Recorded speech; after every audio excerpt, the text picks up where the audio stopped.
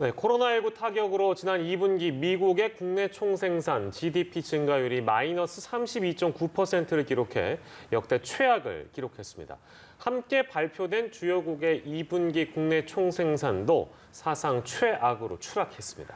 네, 트럼프 대통령이 대선 연기 가능성을 전격 거론한 뒤 논란이 거세지자 대선 연기는 원하지 않는다고 말을 바꿨습니다.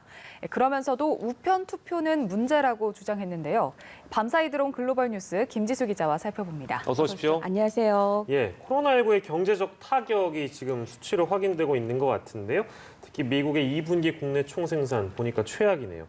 자세히 좀 정리해 볼까요? 네, 지난 2분기 미국의 성장률이 역대 최악을 기록했습니다. 미 상무부는 2분기 국내 총생산 GDP 증가율이 마이너스 32.9%를 기록했다고 밝혔습니다. 코로나19 확산이 시작한 지난 1분기 마이너스 5%로 6년 만에 마이너스 성장으로 돌아선 데 이어 하락폭을 훨씬 더 키운 겁니다. 2분기 GDP 감소폭은 1947년 분기별 통계 집계를 시작한 이후 73년 만에 최악의 기록입니다. 또 1분기와 2분기 연속 역성장으로 미 경제가 경기 침체에 접어들었다는 사실도 공식화됐습니다. 통상 GDP 증가율이 2개 분기 연속 감소하면 기술적 경기 침체로 분류됩니다.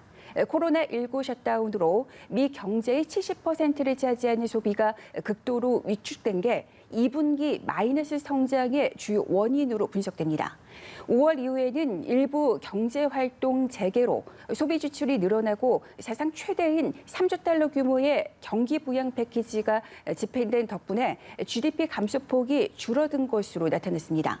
그러나 상당수 전문가들은 지난달 말부터 코로나19 감염이 재확산한 탓에 향후 경제 회복 전망도 불투명하다고 내다봤습니다. 네, 어느 정도 예상은 했지만 이렇게 수치로 나오니까 좀 더 와닿는 것 같습니다. 미국뿐만 아니라 다른 나라들의 2분기 GDP도 최악을 기록했다고요? 네, 맞습니다. 독일 역시 2분기 GDP가 전분기보다 10.1% 감소해 1970년 통계 집계 이후 가장 크게 하락했습니다. 글로벌 금융위기 당시인 2009년 1분기 마이너스 4.7%의 2배 이상 감소폭입니다. 이미 침체 국면에 접어든 멕시코에서는 코로나19가 엎친 데 덮친 격이 됐습니다. 멕시코 2분기 GDP가 1분기보다 17.3% 줄었습니다. 이는 역대 최악의 낙폭이라고 현지 언론은 전했습니다.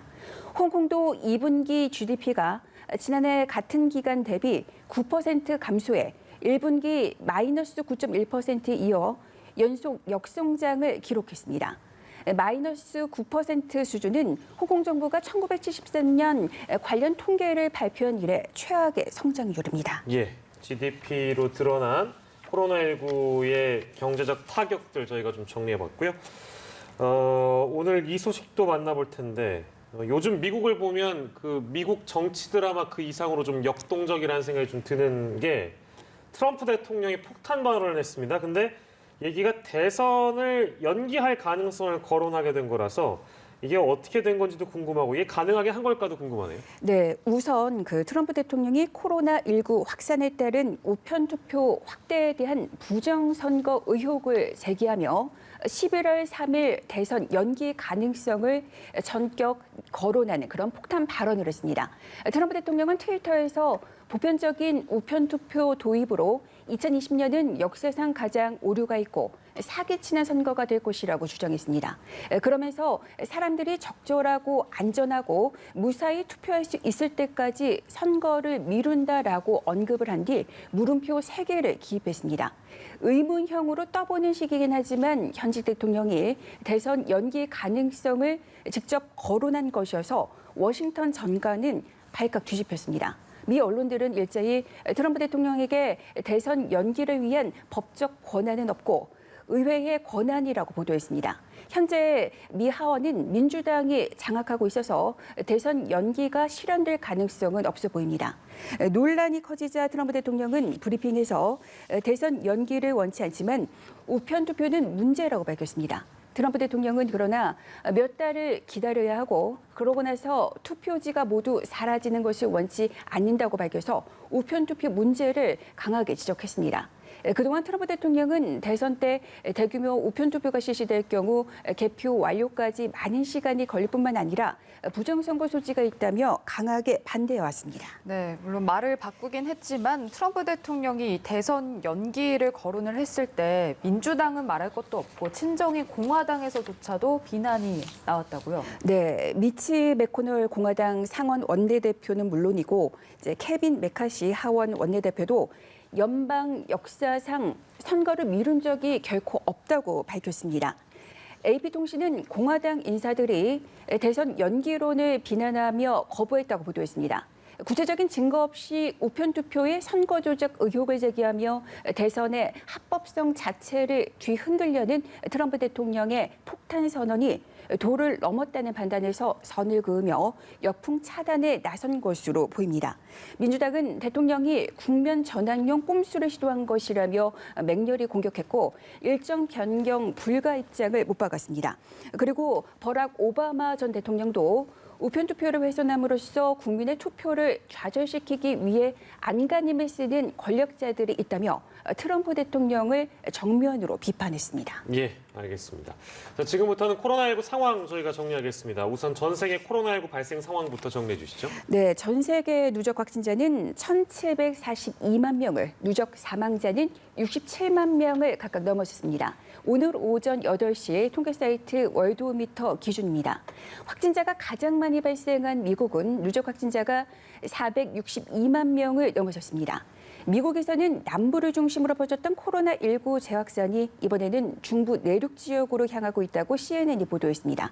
플로리다, 캘리포니아, 텍사스주 등 급증세에 제동이 걸리는 신호가 나타난 가운데 이번에는 확산의 중심지가 오하이오, 인디애나, 켄터키, 테네시주로 옮겨가고 있다는 겁니다. 데비복스 백악관 주종관은 이런 확산지의 이동 현상을 지적하며 관리자들에게 마스크를 의무화하라고 촉구했습니다. 세계보건기구 WHO가 코로나19 사태 초기 선진국의 대응 능력을 과대평가했었다고 털어놨습니다. WHO는 지난 6개월 동안 얻은 교훈을 묻는 질문에 부유한 국가들의 보건 시스템이 예상보다 훨씬 더 부족했다며 이같이 답했습니다. 그러면서 부유한 국가들이 보건 정책을 너무 늦게 취하는 것을 보며 놀랐다며 공중보건에 대한 투자 부족이 심각했다는 점을 배웠다고 밝혔습니다. WHO는 젊은이들에게 주의를 다시 한번 당부했습니다. 젊은 사람도 코로나19에 감염될 수 있고 사망할 수 있다는 것을 다시 강조한 겁니다. 그러면서 젊은이들은 천하무적, 바이러스 무적이 아니라고 다시 한번 힘줘 말을 했습니다. 네, 이런 상황에서 유럽에서는 EU가 한국을 비롯한 12개국 주민에 대한 입국 제한을 풀 것을 권고했다. 이런 소식이 들어와 있네요. 네, 유럽연합 EU는 한국을 비롯한 12개 나라 주민들에 대한 입국 제한 해제를 권고했습니다. EU 이사회는 업데이트한 EU 여행 제한의 단계적 해제에 대한 권고에서 역외 국경에서 입국 제한을 점진적으로 풀어야 하는 12개 나라의 명단을 제시했습니다. EU는 지난 3월 중순부터 제3국 주민의 필수적이지 않은 EU 입국을 막는 여행 금지 조치를 도입한 바 있습니다. 영국에서는 영국 정부가 확진 판정을 받았거나 증상이 있을 경우 자가격리 기간을 기존 7일에서 10일로 확대하기로 했습니다. 최근 영국에서도 재확산 기미가 보이자 이를 막기 위해 자가격리 기간을 연장하기로 한 겁니다. 일본에서 확진자가 연일 기록을 경신하며 급증하고 있습니다. 어제 하루에만 1,299명이 새로 나왔는데 전날 최다 기록을 넘어선 겁니다. 그런데도 아베 내각은 여전히 느슨하게 대처하고 있습니다.